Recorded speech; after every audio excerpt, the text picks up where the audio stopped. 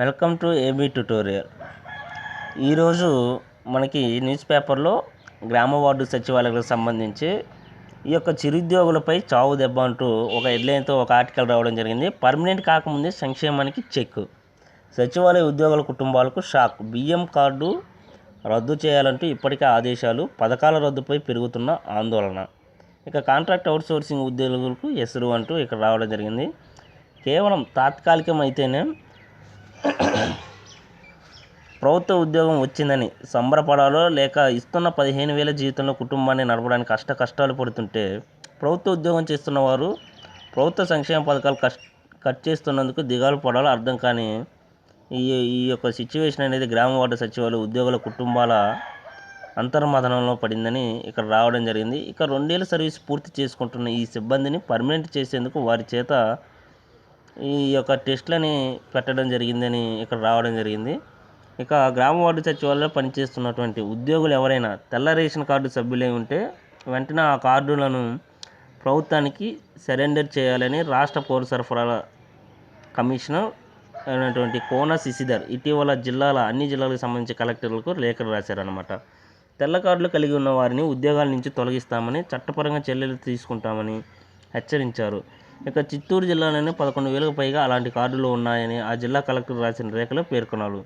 ఈ యొక్క రాష్ట్ర వ్యాప్తంగా సచివాలయ ఉద్యోగులు వచ్చేవాటికి 1,35,000 మంది ఉన్నారన్నమాట.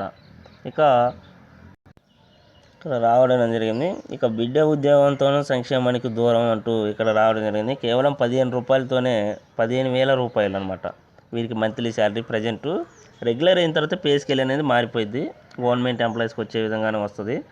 అయితే ఈలోపు ఈ కట్ చేయడం, ఈ యొక్క పలు అంటే వీరికి వచ్చే పథకాలు వచ్చేవాటికి వైట్ రేషన్ కార్డులు రద్దు కానివ్వండి, ఇక తర్వాత ఆంధ్రప్రదేశ్లో అమలవుతున్న సామాజిక పెన్షను, అమ్మ ఒడి, చేయూత, ఆసరా, చేదోడు తదితర అనేక నగదు బదిలీ సంక్షేమ పథకాలు ఆ కుటుంబాలకు అందుతున్నాయి అన్నమాట. ప్రజెంటు ఈ యొక్క జాబ్ ఉన్నా సరే ఇప్పుడు ఈ యొక్క జాబ్ వల్ల అవన్నీ కట్ అవుతాయి అని వీళ్ళు ఆందోళన కూడా నెలకొనడం జరిగిందనమాట.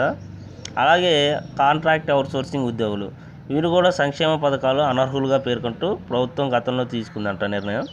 దీంతో సుమారు 4 లక్షల మంది కాంట్రాక్ట్ అవుట్సోర్సింగ్ ఉద్యోగులు ఆందోళనకు దిగారు. దీంతో ప్రభుత్వం ఒక అడుగు వెనక్కి తగ్గి ఆ నిర్ణయాన్ని వాయిదా వేసుకుంది. ఇక ఆర్థిక ఇబ్బందులు చుట్టుముడుతున్నాయి. వీటితో సంక్షేమ పథకాల భారము క్రమేపీ పెరుగుతుంది. దీనిపై వీరు ఈ యొక్క నిర్ణయంతో వీరికి ఈ యొక్క కార్డులని తీసేయాలి అని అంటూ ఈ యొక్క న్యూస్ పేపర్లో రావడం జరిగింది. చిన్న ఉద్యోగి పైన కూడా పెద్ద దెబ్బ అంటూ ఇక్కడ రావడం జరిగింది. అదేవిధంగా విద్యా సంస్థల్లో సిపిఎస్ అనమాట, ఈ యొక్క సిపిఎస్ని రద్దు చేయాలంటూ ఈ యొక్క టీచర్స్ కూడా డిమాండ్ చేస్తున్నారు. జగనన్న దీనికి రక్షణ కల్పించాలంటూ కూడా వీరు ఈ యొక్క రక్షాబంధన్ రోజు రాఖీలు కట్టి తమ యొక్క విన్నపాన్ని తెలియజేశారు అంటే ఇక్కడ రావడం జరిగింది. అదేవిధంగా ఈ నెల 31గా రద్దు నిర్ణయంపై ప్రభుత్వం ఏదో ఒక నిర్ణయం తెలియచేయాలి, లేకుంటే సెప్టెంబర్ 1న అన్ని జిల్లా కేంద్రాల్లో ఫ్యాక్టో ఏపీసీపీఎస్ యూనియన్, దీనికి సంబంధించి ఒక యూనియన్ ఉంది, దాని యొక్క ఆధ్వర్యంలో మహానిరసనలు, ర్యాలీలు, బహిరంగ సభలు ఇవన్నీ మేము చేస్తామంటూ కూడా టీచర్స్ అనేవారు డైరెక్ట్గా స్టేట్మెంట్ ఇవ్వడం జరిగింది. ఇవి ఈరోజు సచివాలయ ఉద్యోగులకు సంబంధించి అప్డేట్స్ కానివ్వండి, సిపిఎస్ రద్దు సంబంధించిన టీచర్స్కి సంబంధించిన అప్డేట్స్ కానీ అన్నీ కూడా ఈ యొక్క వీడియోలో వివరించడం జరిగింది. ఇలాంటి మరిన్ని అప్డేట్స్ కోసం ఈ యొక్క ఛానల్ని లైక్ చేయండి, షేర్ చేయండి, సబ్స్క్రైబ్ చేయండి. Thank you.